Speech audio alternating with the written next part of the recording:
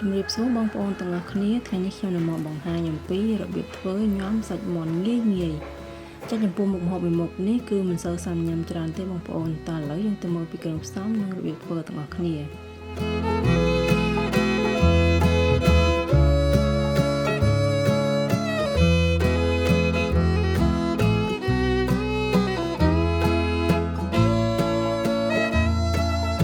ខ្ញុំមានមាន់ស្ងោរមួយក្បាលឥឡូវនេះខ្ញុំចាប់ដើមហាយយកទៅសាច់ទេដើម្បីយកទៅញ៉ាំ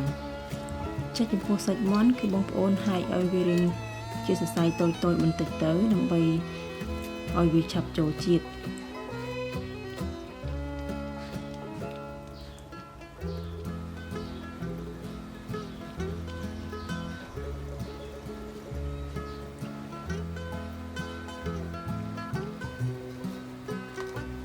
ចាស់ហើយរួចរាល់ហើយឥឡូវយើងទុកមួយម្លាយសិនឥឡូវនេះយើងចាប់ផ្ដើមមកលាយទឹកត្រីដើម្បីញ៉ាំម្ដងចាស់ខ្ញុំដាក់ស្ករចំនួន2ស្លាបព្រាបាយប៊ីចេងចំនួន2ស្លាបព្រាកាហ្វេទឹកត្រីចំនួន3ស្លាបព្រាបាយនិងទឹកក្រូចឆ្មាចំនួន2ស្លាបព្រាបាយកន្លះបន្ទាប់មកនេះខ្ញុំនឹងកូរគ្រឿងផ្សំឲ្យរលាយចូលគ្នាជាមុនសិនធ្វើរបៀបនេះទៅពេលដែលយើងញ៉ាំគឺវាឆាប់ចូលគ្រឿងណាបងប្អូនតបមកនេះខ្ញុំនឹងថែមដោយខ្ទឹមសចិញ្ច្រាំហើយនិងម្ទេសបន្តិចបន្តួចចាតែប៉ុណ្ណឹងទឹកត្រីសម្រាប់ញ៉ាំរបស់យើងគឺរួចរាល់ហើយចានេះគឺជាខ្ទឹមបារាំងហើយនិងការ៉ុតនេះខ្ញុំធ្វើជាបន្លែដើម្បីលាយធ្វើញ៉ាំមួយមុខនេះចាបន្ទាប់មកនេះខ្ញុំចាក់ទឹកត្រីឲ្យបានលាយបំបញ្ញមិញហ្នឹងចូលទៅក្នុងសាច់មាន់ហើយនិងការ៉ុតខ្ទឹមបារាំងរបស់យើងដើម្បីកូរវាច្បល់ចូលគ្នា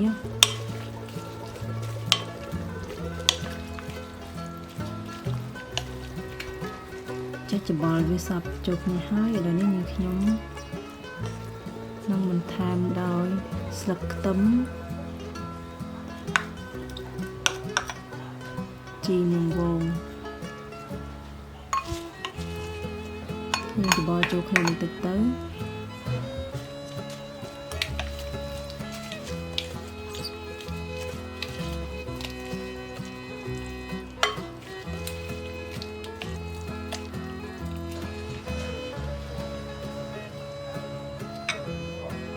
ជាចុងក្រោយនេះខ្ញុំបន្ថែមនៅសណ្តែកដីលីង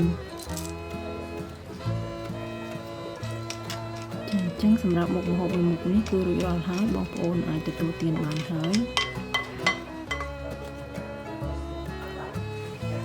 អញ្ចឹងខ្ញុំក៏សូមអរគុណបងប្អូនផងដែរដែលតាមដានទស្សនារាល់វីដេអូរបស់ខ្ញុំហើយបងប្អូនកុំភ្លេចចុច like និង share ម្នាក់មួយផងចាសសូមអរគុណសូមជម្រាបលា